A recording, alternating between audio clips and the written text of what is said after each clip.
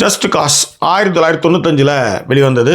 ஆர்னி கில்ம்சர் அவர் தான் இந்த திரைப்படத்தை வந்து இயக்கியிருந்தார். இந்த திரைப்படம் வந்து நாவல் வடிவில் இதே பெயரில் வந்தது. அது வந்து ஜான் கேட்ஸ்பேன் அப்படின்றவர் இந்த நாவலாக எழுதியிருந்தார். அதை தான் திரைப்படமாக எடுத்திருந்தாங்க. ரைட். இந்த திரைப்படத்தில் பிரதான கதாபாத்திரங்களை சீன் கானரி, ஜேம்ஸ் பாண்டாக நடிச்சிருக்கார் இல்லையா. ஒரு நம்ம முன்னெல்லாம் ஜேம்ஸ் பாண்டாக நடித்தார். அவர் தான் வந்து இண்டியானா ஜோன்ஸ்லேருந்து ஏகப்பட்ட படங்கள் நடித்தவர். சீன் கானரியும் லாரன்ஸ் ஃபிஷ்பர்ன், அவர் வந்து நம்ம மேட்ரிக்ஸ் படத்தெல்லாம் பார்த்துருப்பீங்க. ரெண்டு பேரும் இணைந்து நடித்த ஒரு திரைப்படம். பால் ஆம்ஸ்ட்ராங் அவர் தான் வந்து சீன் கானரி.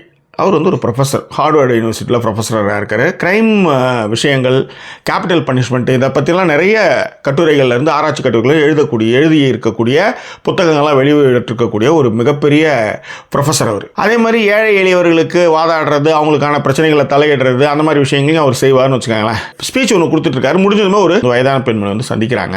என் பேரை வந்து உங்களுக்கு ஒரு லெட்ரு கொடுக்க சொன்னா அப்படின்னு சொல்லி அந்த லெட்டர் கொடுக்குறாங்க. என்னன்னு பார்த்தா அந்த பேரை வந்து ஏற்கனவே வந்து ஆயுள் தண்டனை கைதியாகவும் அதுக்கப்புறம் வந்து அவனுக்கு வந்து சென்டென்ஸ்டு மரண தண்டனை விதிக்கிறதுக்கு அவனுக்கு நாளும் குறிச்சிட்டாங்க. அப்படிப்பட்டவனுக்கிட்ட இருந்து ஒரு கடிதம் வந்திருக்கு. அது என்னன்னு படிக்க ஆரம்பிக்கிறாரு. அதில் வந்து நான் வந்து குற்றம் இல்லாதவன், நீங்கள் தான் என்னை காப்பாற்றணும் அப்படின்ற செய்தி அதில் இருக்குது. இப்போ அவர் என்ன பண்ணுறாரு, இது தேவையில்லாத ஒரு விஷயம், என்கிட்ட எதுக்கு இது வந்ததுன்னா, இல்லை நீங்கள் எல்லாருக்கும் உதவிலாம் செய்வீங்களே அப்படின்றதுக்காக இது வந்தது. இந்த கேஸை எடுத்துக்கிட்டு அது என்ன தான் ஏதுன்னு விசாரிக்க போகிறார். அதன் பிறகு மிகப்பெரிய திருப்பங்களை அவர் சந்திக்கிறார்.